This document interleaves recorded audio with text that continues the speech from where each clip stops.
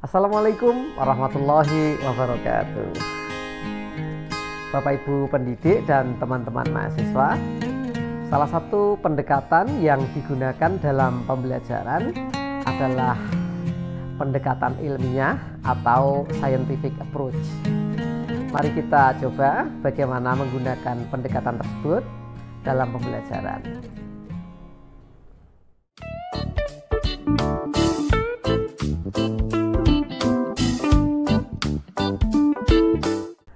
Pendekatan ilmiah atau scientific approach adalah pendekatan yang menempatkan prosedur ilmiah sebagai hal yang penting dalam proses mengkonstruksi suatu pengetahuan, teori, atau kesimpulan.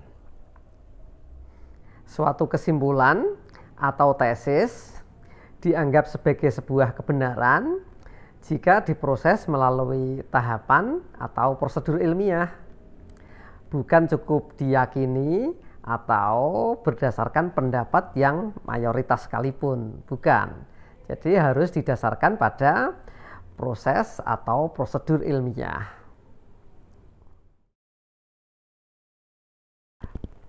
Jadi manfaat prosedur atau pendekatan saintifik ini, yang pertama, meningkatkan kemampuan atau daya berpikir kritis dan intelektual peserta didik.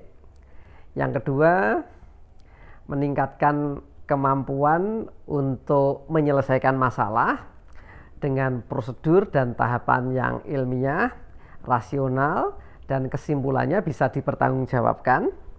Dan yang terakhir, peserta didik memiliki keterampilan untuk mengkomunikasikan sebuah konsep atau kesimpulan secara sistematis kepada publik.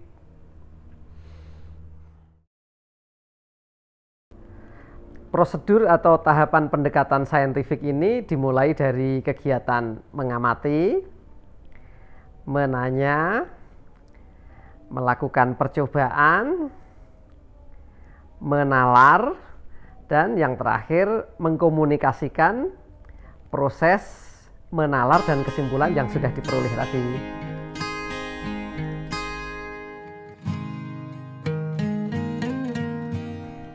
Kegiatan mengamati bisa dilakukan dengan cara mendengar, melihat, membaca, atau juga melakukan observasi terhadap sebuah objek atau fakta. Kegiatan menanya bisa dilakukan dengan cara merumuskan daftar masalah yang berkaitan dengan satu objek. Bisa juga dilakukan dengan menginventarisasi persoalan-persoalan yang muncul di balik adanya satu masalah atau objek yang sedang dikaji, dan juga bisa dilakukan dengan cara mengidentifikasi faktor-faktor lain yang berhubungan dengan suatu masalah atau topik kajian.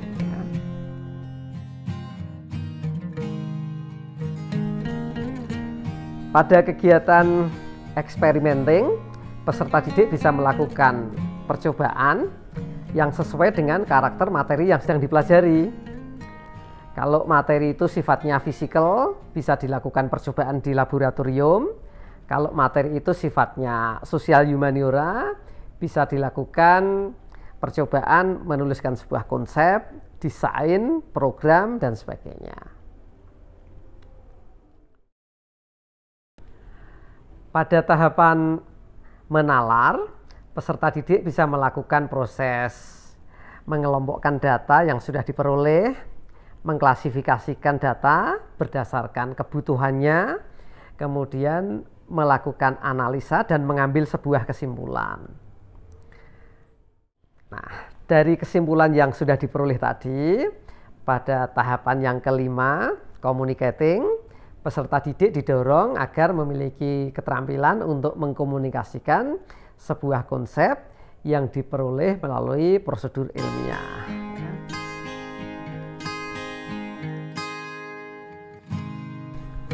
Nah, untuk mengembangkan pendekatan ilmiah atau scientific approach ini, pendidik bisa menggunakan model pembelajaran yang sesuai.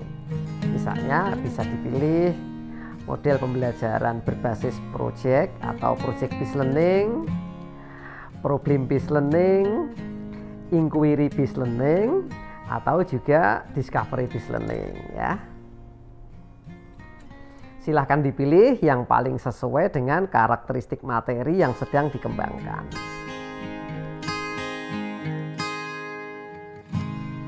Nah, mari kita coba mengembangkan pendekatan ilmiah untuk beberapa KD ini ya. Misalnya KD yang pertama, taat membayar pajak sebagai perwujudan rasa tanggung jawab warga negara terhadap bangsa ya. Atau yang kedua, mencintai produk dalam negeri sebagai bentuk dan perwujudan sikap nasionalisme di bidang ekonomi ya gitu. Atau yang ketiga, mencintai lingkungan sebagai bentuk rasa syukur kepada Allah dan menjaga sumber udara yang sehat ya.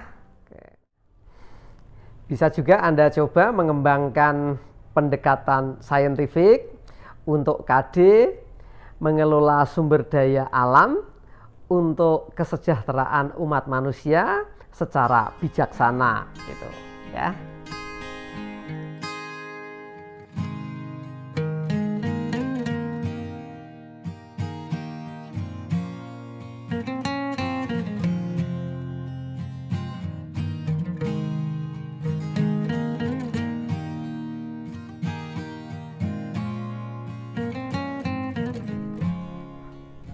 Inilah pendekatan ilmiah atau scientific approach ya.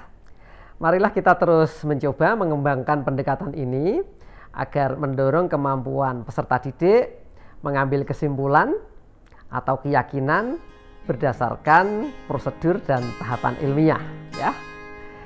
Terima kasih sudah bergabung. Semoga Allah memberkahi selalu. Assalamualaikum warahmatullahi wabarakatuh.